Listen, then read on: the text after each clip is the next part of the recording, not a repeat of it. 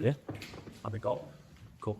Jack, how do you feel to be throwing your weight behind this campaign? I suppose at clubs of this size, it comes with a nice kind of responsibility at times to try and make a difference. Really good. I think over the course of my career, I've been very fortunate to be at some fantastic clubs that do a lot of work for charity, and I've always enjoyed being a part of it as well. I think when you're someone like this, and as a player, you have great responsibility, and you can do a lot of help and honestly raise that whole awareness. So really happy to be involved, and a lot of money's been raised so far, and hopefully we can keep that going. Everything's coming quite thick and fast at the moment. How do you wake up and reflect on last night? Yeah, it's tired. I was disappointed on the night before. But the beauty of playing for this club is there's another opportunity coming thick and fast. An opportunity to push and try and take another step in the league. Obviously, we're trying to make up ground and trying to really focus on ourselves and make sure that we can stop winning the wins together. Obviously, games like last night are tough to take. But you can't dwell on it regardless of how it feels. You've got to learn from it, move on, and we've got to deliver a win on the weekend. How frustrating is it at the moment? Because I suppose in isolation, losing to Roma, there's maybe no sort of shame in that, but you're catching up for previous mistakes earlier on in the campaign, which makes every game maybe feel a bit of a slog at the moment. Don't look at it like that, because every game that we play is an opportunity to win. Playing against big sides like that, like we are ourselves, it's a great opportunity to get a great win. So definitely don't feel like it's a game that we can accept to mark it down as one that we don't deserve. We don't believe in that. It's an opportunity to have a fantastic European night at home, where we had great support from the fans and had a great opportunity to get a really good result. So what goes before is sort of irrelevant. It's an opportunity to win. Didn't manage to do that. So for us, it's about picking the group up as quick as we can and making sure that we go to Dundee on Sunday and win. I look forward in the league. How important is the league to try and make sure this doesn't unravel? We know the League Cup obviously went this week. Europe's now looking extremely difficult. Yeah. I'm not saying you can ever apply extra focus to the league, but it must feel really important that you do start making headway in that competition. You can. It's always been the ultimate and the main focus. However, there's the coronavirus. What's expected of you, and it's what we need to go do. Could you say more focus? Look, disappointed about some of the performances in other competitions, but as far as the league goes, we have to focus on ourselves, and we've got to go on real weekend now, so that's the bottom line. Something that as the boys start to come in today, we'll be looking to pick people up, try and be as positive as we can, and make sure that we go there full of confidence on the weekend. Jack, I mean, just looking at the league table in the Europa League, 4 games, no points, and 36 out of 36. I mean, for a team that made the quarterfinals last year, for yourself, is that really hard to get your head around that things have flipped quite so far? Yeah, it is. It's difficult. I think it's difficult for everybody at the club. What we all hope to see compared to where we're at is obviously what's creating a lot of frustration, a lot of tension, and on all sides, from a fan, from staff, from players, there's obviously a massive amount of frustration in that sense. A lot's changed. There's been a lot of changes, a lot of moving parts, a lot of new players. Now that's no excuse, but it's a reality, and it's something that we need to do better of. Regardless of how that Europa League table finishes, we can't accept where we're at right now, regardless of what's happened.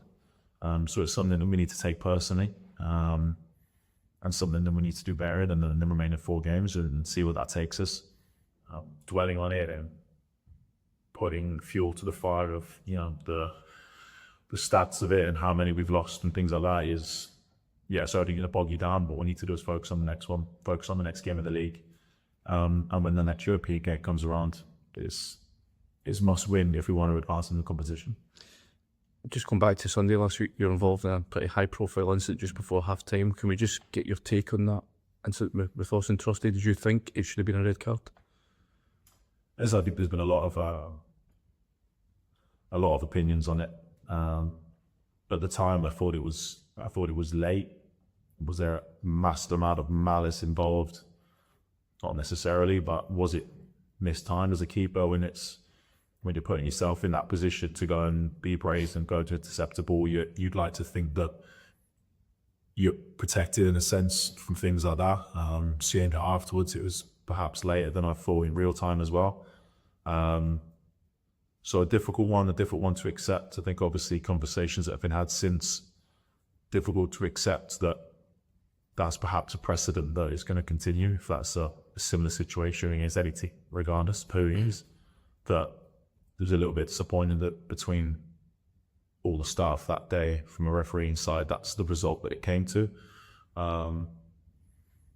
So yeah, it's one you feel as a keeper that when you're going into those situations, yes, we have the benefit of being able to use our hands and perhaps be a little bit more physical at times, but when you're entitled to go for the ball, a player's feet and things like that, yes, it could be a byproduct of getting hit, but that's just part of the game. But late ones and clumsy ones like that, you like to feel they're something that a bit different. But I think the club will make a statement. I think there'll be more discussions on it, just for a few more answers. But yeah, I think I share the views of probably the majority on it.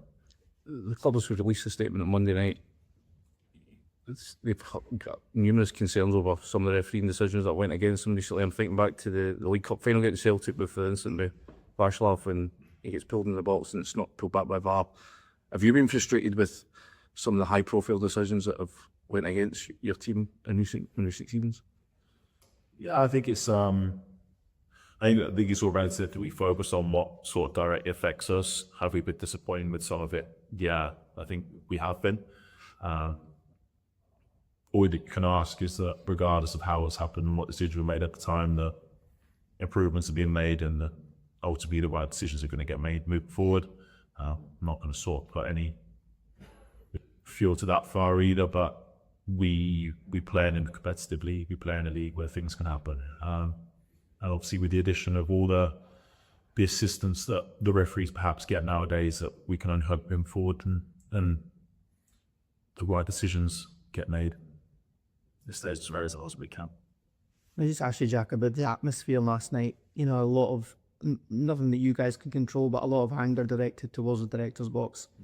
As a player within that, when things aren't going well on the pitch anyway, when you add that level of toxicity, how difficult is it to sort of rally yourself as a team when there is this going on around you?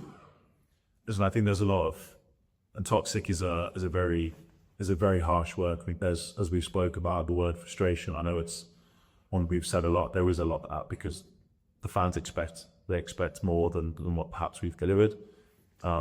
It's certainly how I feel. I know the group feels as well, that we definitely need to set our standards and know where we should be higher than where we are in competitions and have done better than what we have done.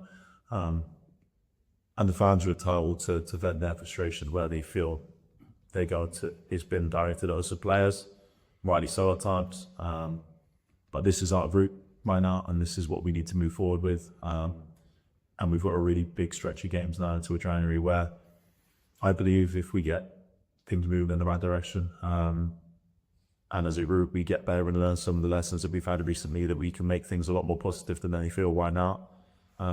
With a manager that's pushing us, and that the fans are behind. I think it's an opportunity for us to do with this group is to prove a lot of people wrong. What happens and what fans vent their frustrations at is completely up to them, and we'll never step in the way of that. But we need to move forward as a club and as a group, and keep giving the fans wins to cheer for, and hopefully make them focus on a positive team pitch. The reason I say toxic, one band in particular had a target at Patrick Stewart, Kevin Fairwell, in terms of at their heads. Is that too far? Yeah, I'm not.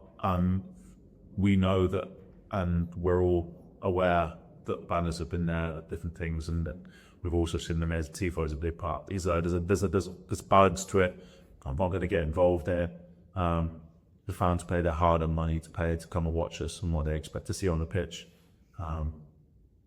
It's never nice. We don't want to be in this situation where it was that I want to be here and I want to see this team and the fans as a real unity together, being successful, and having some incredible times together, which we have done and I've experienced. And perhaps we haven't as a group yet, but it's a possibility we can achieve that. So I'm going to stay away from that, because it's a difficult time for a club and everyone's entitled to their frustrations and their way of venting it. as players, we need to focus on what we need to do, and that's play our medicine. Just a word on Dundee as well. It's shown that when they play against the bigger teams, they can rise to how tough a match are you expecting? So intense. Expecting a tough one. It's never easy. And obviously at the minute, because of our performances, teams perhaps feel like they've got more of a chance. That's something that we need to stamp out quick, and we could do that by going there the weekend and putting together a really good performance and taking away 3 points from them, and come back down the road with a win. That's the only thing that we can do, is focus on that. I'm sure they'll rise to it. I'm sure they'll put out a plan and be as good as they could possibly be. But we have to believe and know that we're better, and we need to go down and win the game. Jack, it's obviously been a difficult start to the campaign. How do you reflect on your own performances so far this year? Listen, I'm my own harsh critic. I've been really pleased. I think in a lot of games I've made some really important moments for us as a club. I'm also the first person to question any little thing in the game. So I'm always pushing that. Believe I made really important contributions to the team this year, and I'll really focus on trying to do that going forward as well. And given that there's so much noise off the park in terms of referees, in terms of protests and such, how do you, as a senior player, and how do the squad as a whole try and channel that into something positive on the front? You're right. It can galvanise the team sometimes when you're up against it. As players, as individuals, you have to stand up to it. Experienced boys leading by example, trying to perform themselves and help the others out.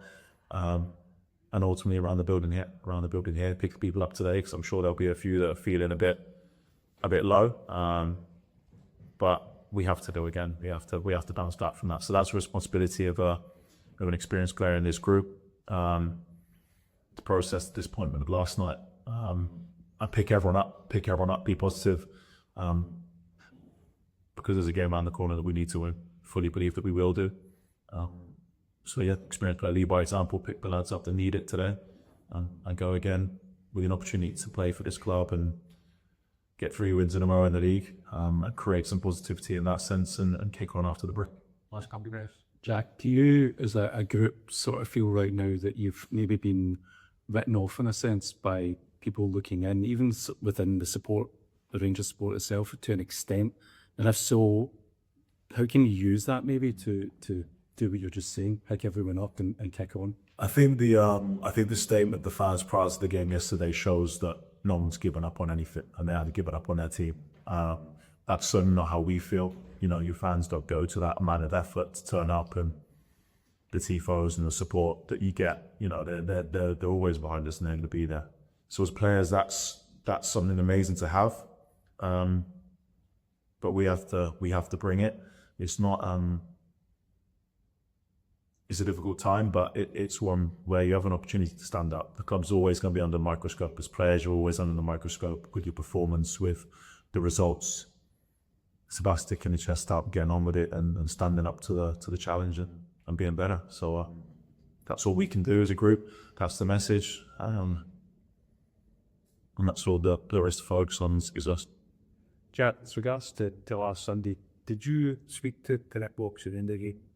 The reason I ask is presumably you guys are just seeking for clarity, seeking consistency of decisions. When you think back to Tannadi's last season, the same way that he sent off Mohamed Diamande for a seemingly less serious collision, if you like. Is that something you tried to speak to the officials about it during the game, at the end of the game? Spoke to him about it at half time. Not at the end of the game, because listen, the game's been and gone at that point. I was looking for some clarity at the time. I'm not going to go into individuals and whether we've got a different referee this weekend, and obviously hoping the standard is top. Like I said, I think it's just it's a situation where between the referee and all the staff that you're looking for communication between them, calm communication between them, that they go through things and come to the right decision. Obviously since then, the statements that have been made is that they're happy with that. And if that's the way that they're going, then they've got to continue on that. Jack, can I just ask, I think you've got another year on your contract beyond this. I mean, given the way things are going, the frustrations, the difficulties the team have, I think you came here to win medals. We only achieved one of that so far. I mean, do you have any thoughts in your long-term future? Are you still would like to stay here beyond the terms of your current deal? Of course. I mean, I'd like to think people can see that in the way that I am, in the way that I approach my time here, and the way that I apply myself on and off the pitch for this club as someone that's committed to this club. Like I said, I still have another year after this. The focus is on winning games and no more than that on the weekend. For me, I joined here for a reason. I still have that belief and I still have that desire to do that. And with over a year and a half left, there's really nothing to discuss other than the fact of getting my head down and trying to be as good as I've done for this club. Thank you, Jack. Thank you.